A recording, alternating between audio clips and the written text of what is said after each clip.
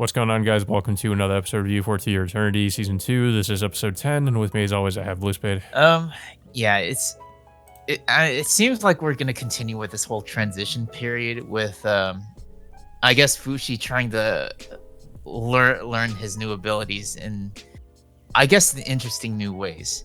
I mean, before like he would develop objects with his body alone, but it seems like over time he's trying to expand that in a ways try to in a way like grow himself to create something beyond what he normally does.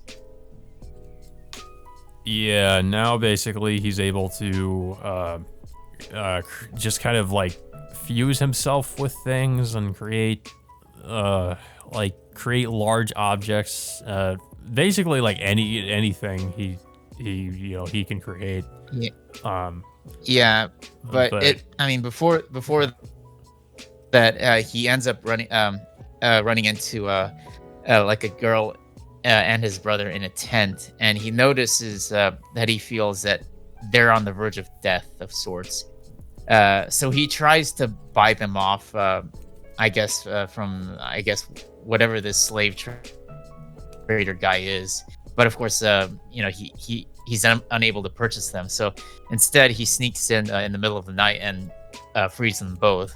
Unfortunately, the brother ends up passing away, and he's only able to take care of the little girl, who he eventually ends up naming as Echo. yeah, because like that's all she can really say. She can't really speak too well, and um, she just has like both her and her brother had like a clay pot with them that they carry around. Y- Um, and I guess they communicate through the pot. Uh, I don't really know how that works, but they say. I mean, um, they say it's like some kind of like some kind of ability that like the villagers had at the time, and yeah. But Fushi can take the form of her brother, and when he does take the form of her brother, he can like just comprehend what she's trying to say through some kind of I don't know, like telekinesis or something.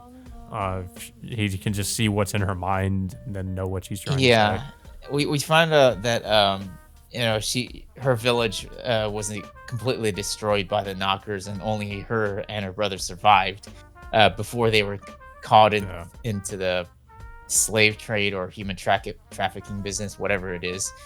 And then and well, in the process, Bon is trying to go to the kingdom of Renril, which is about to be attacked uh, by the Knockers in, like, I guess 1 year's time or a few months' time, whatever how much time passed in this episode.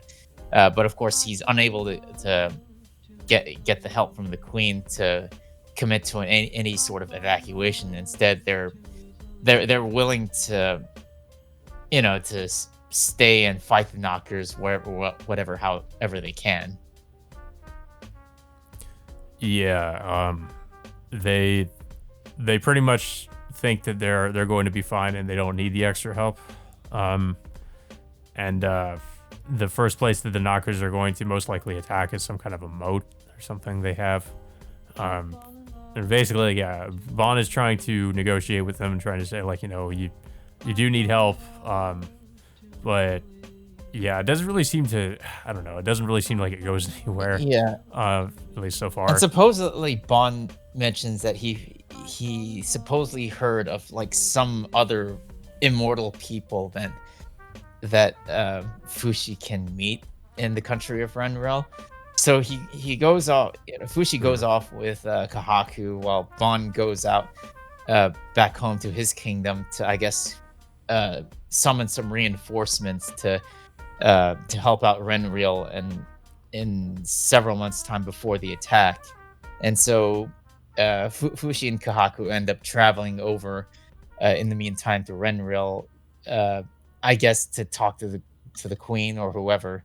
And supposedly Fushi might end up fighting some other immortal people that he's heard about. I kind of find it hard to believe that he might, but that was kind of the entire episode. Unfortunately, Yeah, well, I mean, like, other than just, learning that Fushi can, that he connects himself to the ship and creates like or and can basically like sense everything going on in and around the ship, I guess. Um, and that he's able to create all this stuff, or just like protect the ship from the rain and all this other stuff. Uh, and also that he could create a copy of himself and like transfer his I guess like transfer his consciousness into it while like his other body is just fused with the ship or something. Because at one point Bon and Kahaku come to visit him and he's just like he's just created like all this stuff around the ship, and you know they get introduced to Echo and they find out what happened with her people and all that. But he eventually like goes off with like Bon and Kahaku and leaves the ship and the animals behind. So I don't know. It's that is like that's pretty much the episode. I guess the most interesting thing was Echo as a character. Like I kind of like she seems like an interesting character. But I one thing I'm not liking about like the direction the series is going is just, I mean, I get it, but I don't like this. Fushi just seems so ridiculously just overpowered with all the stuff he can do. I mean, I get it, he's an immortal and all that, but like there's just so much more he can do now. It's just like it never really feels like there's any tension anymore, because it's like, well, there's no way anything bad can happen to him except maybe for him losing his forms or something like that. But now like he has the ability to easily kill a knocker underground of sorts, from what we can tell. But I mean, if that thing about there being more immortals than him is true, I guess that's kind of another interesting thing they could do with the series. But I wonder if that's going to be true. If there's going to be other immortals just like him walking around for whatever reason. And speaking of like, his other abilities, I mean, he still doesn't know about the fact that he can resurrect people. I mean, we'll have to find out where that's going to go, but it's I mean, we'll have to see where the next wherever the remainder of the story is going to go then, because it's honestly hard to tell how they're going to end this core. Obviously, from what I can tell, it's like I know how far the story goes from what I hear, but I don't think it's going to go beyond this season, unfortunately. Oh, you mean, probably not. No. I mean, there is still like a lot of content that it still has to cover. I am really wondering if there is going to be like another season after this one, though, because it just feels like I still, even though this episode wasn't really bad, I still just feel like there was just a huge drop off in quality in comparison to season one. Yeah. Like this episode, like I said, the thing that I found interesting was the stuff with Echo. And I don't know, I feel like that's about it. I'm kind of wondering, what they're gonna do with her character. But I don't know. There's not really too much else to take away from it. All we know so far is there's gonna be a knocker attack on this city, and I guess they're preparing for it. But other than that, I'm not really sure what story arc they're going into or anything. If I were to guess, this whole knocker thing might end up being like a finale battle for this season, because I think we're already at what? Yeah, it could be, because as we know from the first season, like there were a few different time skips, and that would like kind of lead into the next arc. But it still like it feels like we're still not done with whatever is going on in this current time. So I'm not really sure where they're gonna go. Yeah, I mean, I'm basing this off the opening, based on like what's presented to us, because it feels like it's obvious that we're gonna get this battle in Renril against the knockers, but from what I can tell, there's nothing else beyond from what I can see. Same thing when I've seen like the ending sequence in which it presents us with all the characters that Fushi's interacted with, especially with Echo. Yeah, at first when I saw that ending before we got introduced to Echo, I actually thought that was Rien, because it kind of looks like her, but it's not, obviously. Yeah, so. It's obvious that like Echo's appearance is based off Rien, just due to the fact that in that one scene in which like Fushi becomes green to I guess make a new dress for her, and then of course make the exact same hairstyle with with the green seams but at the end of the hair. Yeah. Um, yeah, I don't really have too much else to say about this episode. Like, uh, it was just okay. It wasn't, I am liking that at least Bond isn't the kind of character he was before, and he's just significantly less annoying now. So I mean that's good, but it still feels like I still don't really know where we're going with the plot. Um, and if the next episode previews anything to go off of, it doesn't really feel like I don't really.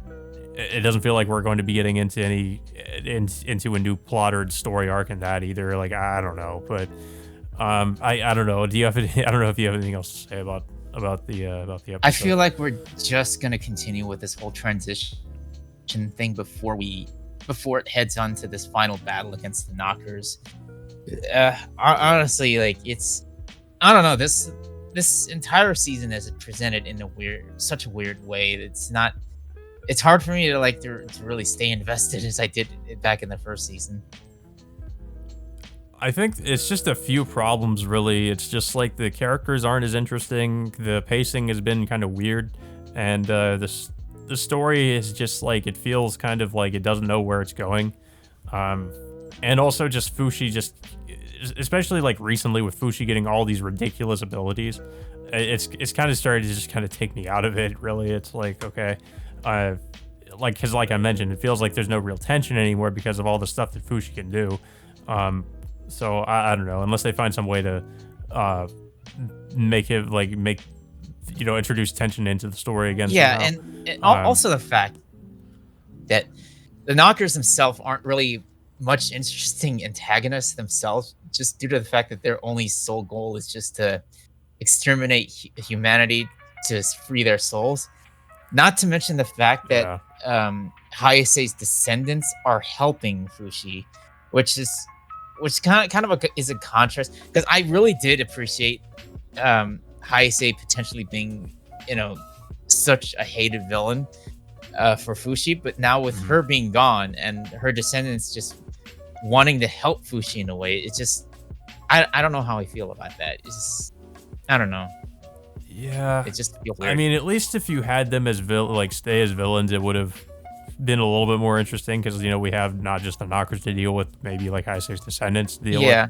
And also the fact that it would have been more interesting because Fushi's creator mentions that parts of Hayase's soul gets transferred over each descendant, and it would have been interesting that that she would have developed some kind of immortality in a way, just transferring her soul through each descendant and her interacting with Fushi the same way that she did before. But it's not.